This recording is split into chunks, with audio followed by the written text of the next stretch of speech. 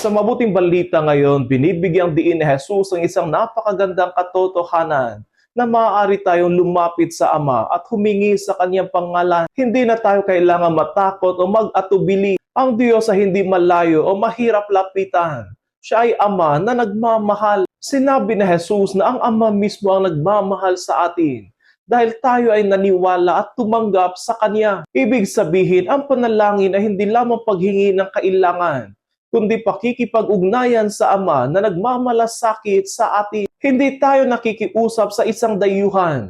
Lumalapit tayo sa isang Diyos na kilala tayo at nagmamahal sa atin. Ngunit mahalaga ang paalala ni Jesus na ang paghingi sa Kanyang pangalan ay hindi basta pagbanggit lamang sa Kanyang pangalan. Ito ay panalangin na nakaayon sa Kanyang kalooban. Kapag ang ating buhay ay nakaugnay kay Kristo, ang ating hinihingi ay nagiging mas malalim.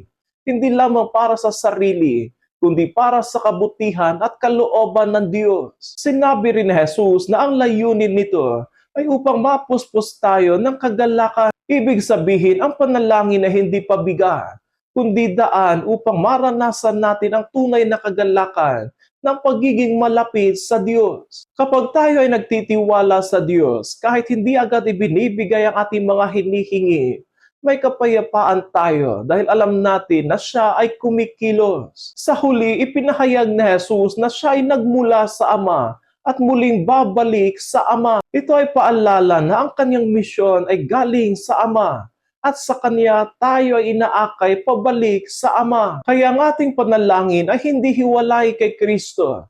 Siya ang daan upang tayo ay makalapit sa Ama. Ngayon, tayo ay inaanyayahan na lumapit sa Diyos ng may tiwala, hindi takot. At magtiwala na ang Ama ay nakikinig at nagmamahal. Sapagkat sa bawat panalangin, hindi lamang tayo humihingi, kundi lumalapit tayo sa isang Ama na handang makinig at magmahal sa atin.